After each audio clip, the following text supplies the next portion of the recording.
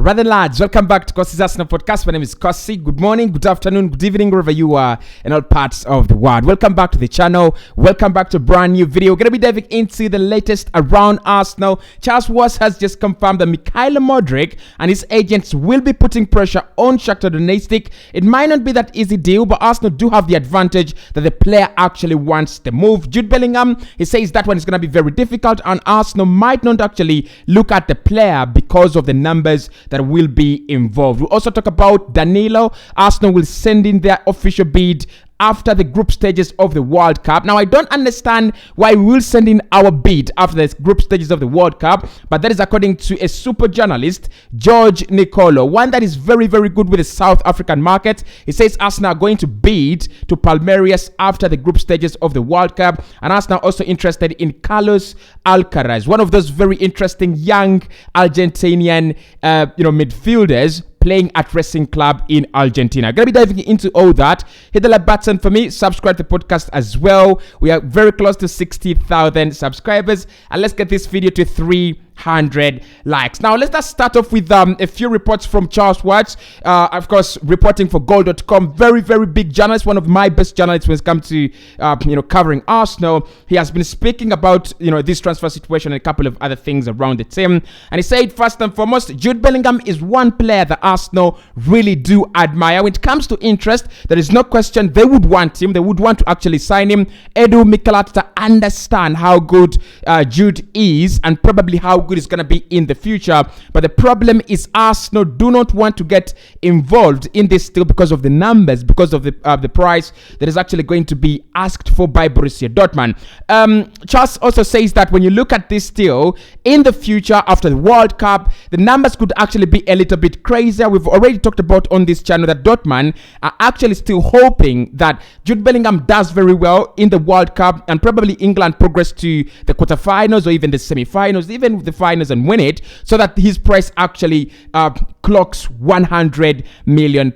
So I think Charles is right here when he says Arsenal do want him. They will be interested. For me, right now, every team that has a right management and it has a very good scouting network must be interested in Jude Bellingham. They must be looking at how can we sign Jude Bellingham. It doesn't mean that you'll sign him. It means you can actually give it a go. I know Dortmund always ask for these huge amounts of money, and they're used to it. You look at the last 5 years, Lewandowski, Mario Götze, the likes of Pierre-Emerick Aubameyang, they're all moving at high prices. So you don't expect any other player, especially a player like Jude Bellingham, a player that is wanted all over Europe, to go for, to work for pennies. But I think any team should be interested. But I agree with Arsenal here. If we go in for Jude, there's £100 million. We can do much more with that money. And for me, look, I've always said I do not care about the price. I don't care about how much we spend on a player, because Arsenal makes that money. And even if we spent 200 billion on one player, I don't think Arsenal eventually, because if you get the right return on investment, I don't think it really affects us in any way, shape, or form, right? But look, we would rather spend 100 million on 3 different players. Our squad has a problem of squad depth. I think in terms of quality, we are improving slowly but surely. One of our biggest problems is actually depth. Can we have 2-3 players, per position? Can we have 2-3 players good enough to play, one after the other per position? So he says with Jude Bellingham, interest from Arsenal is there, but the deal looks very unlikely because of the prices and the figures we are talking about. But the good news is on Mikhail Modric, because Charles says that when you look at what the agent is saying, when you look at the player, what the player is saying as well, they're going to be putting huge amounts of pressure on Shakhtar Donetsk, and there's a very, very big possibility that Shakhtar will yield to the pressure and sell in January. Now, listen, we've had the interviews, we've had a couple of stories, reporting what the representatives of the player are saying, and it's quite very, very clear that he doesn't want to be there. He wants a move, and I think I'm the only person seeing this element, but I think Mikhail Modric really believes January is going to be the last time he steps onto a pitch with Shakhtar Donetsk. So Of course, today in the morning, I reported Newcastle really monitoring him very, very closely, but he doesn't want to join them. Arsenal is the club he wants. I think, Charles West just forgot to mention that, but he says he's going to be pushing for a move, and Shakhtar are going to be under a lot of pressure.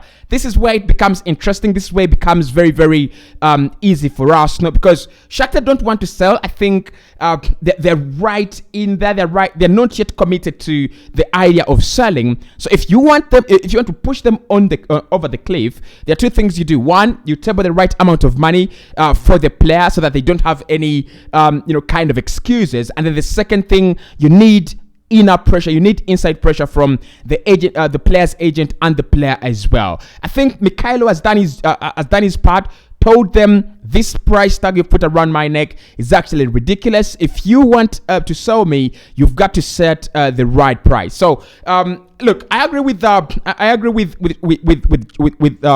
Charles Watts. It's going to be more of a question: how much pressure do Shakhtar feel? The more pressure they feel, the easier Arsenal get the man. The less pressure they feel, the harder it's going to be for us to get the man. But for me, at the end of the day, I'm looking at this one, and I'm going Arsenal will get Mikhailo Modric unless otherwise in January. Now, George Nicolo, the first journalist to break the story on Fabio Vieira in the summer, if you still remember, we talked much about him last summer, has actually given us another major hint when it comes to Danillo, Palmeiras, and his agent. So this is what he said. I've spoken to the agent of Danillo. He's actually told his player that Arsenal will be and are intending to place an opening bid for the player to Palmeiras.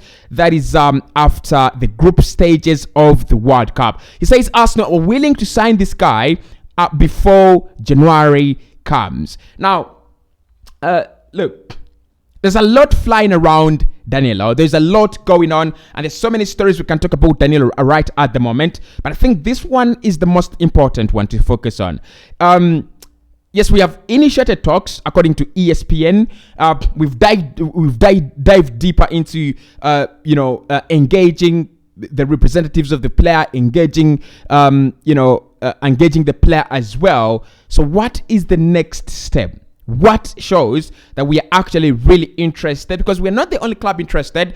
AC Milan, Atletico Madrid, all these big clubs actually interested. So if you want to take your time, then this is not the deal for you. And January is never the market where you take a lot of time, especially on a talent that is thought to be the most interesting right now in one football when it comes to playing defensive midfield. So George Nichols says a bid is going to be incoming from Arsenal. I think what we've done here, we've told the agent that we want to bid so that he can probably engage the player, ask him, do you want Arsenal? Are you okay with the idea of joining Arsenal and signing for them? And then if the player gives us his consensus that we can go on and bid, then definitely we will be sending in our bid. It's a very, very smart move from Arsenal. It doesn't waste a lot of time, because if Danilo says, I don't want to play for Arsenal, I don't want to join them, then we will see no bid incoming from Arsenal to Palmeiras. And that means we move on. A video is incoming tomorrow. 5 of the best deals in midfield Arsenal should do. 5 best midfield deals Arsenal should do in January. I'm gonna be doing that video, and later I will do one for the forwards as well. So I'm really happy with this one. I feel a little bit contented. This is more purposive, and this is more positive from Arsenal. I think we've learned to be more proactive and rather than reactionary in the transfer market, because in the past years it was always about Arsenal, slowing down, thinking too much and doing this whole lot of research that actually ends up in us signing no player. But now we are more proactive. We are doing our homework before the window comes, and by the time the window is approaching, we have narrowed down on who we want, who do we want to sign, how much do we want to pay, and if the price is right, we go for the man. If the price is not right, then we go to the alternative. So Arsenal want to pay 25 million euros. This one has actually not changed.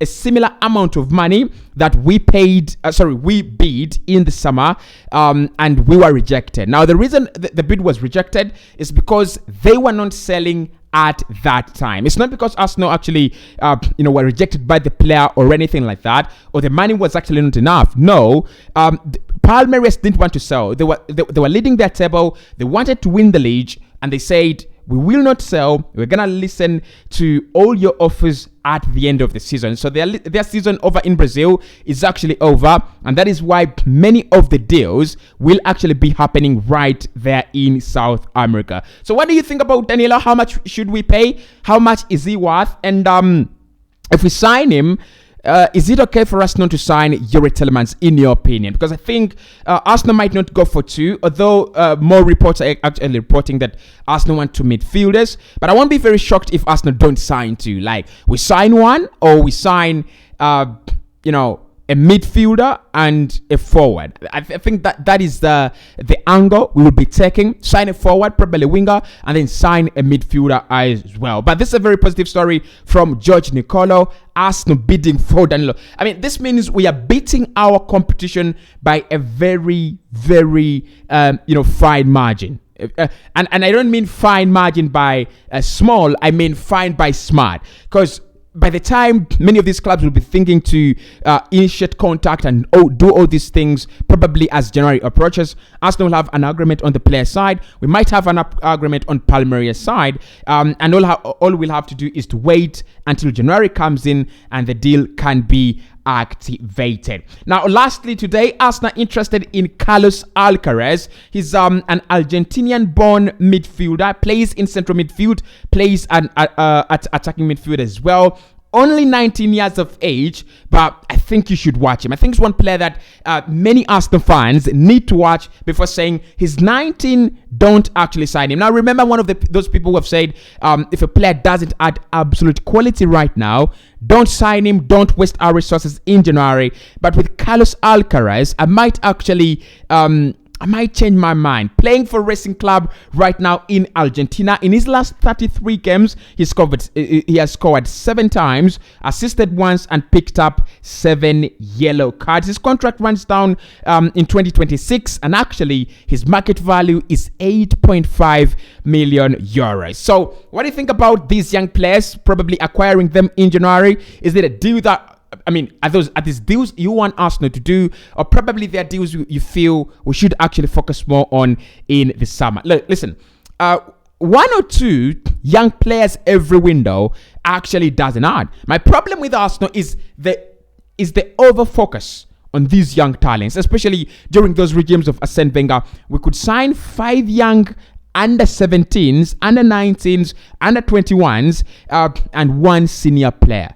Like we signed Peter Cech, 1 player in Peter Cech in 1 window, and the rest of the signings were actually young players. I got no problems with signing many of them. That is how we got the likes of Marquinhos. That's how we got the likes of Martinelli. My concern is, can you do it properly? Can we not focus too much on him? Now he plays in central midfield, where we have Granit Xhaka playing currently, where we have Fabio Vieira as well, and Martin Odegaard. I think if you look at our system and you look at Pep Guardiola's system as well, these 2 systems are very, very similar.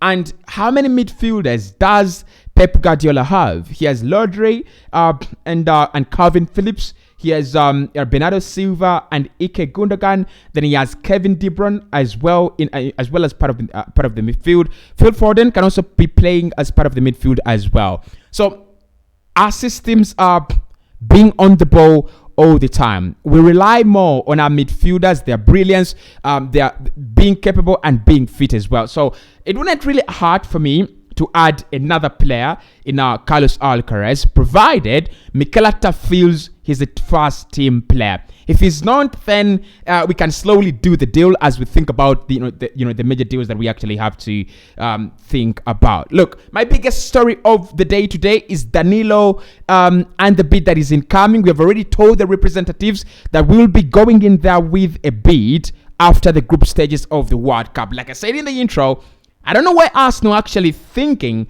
about World Cup group stages and all that, because the player is not involved with Brazil. He's not involved with the national team. So it should be easier.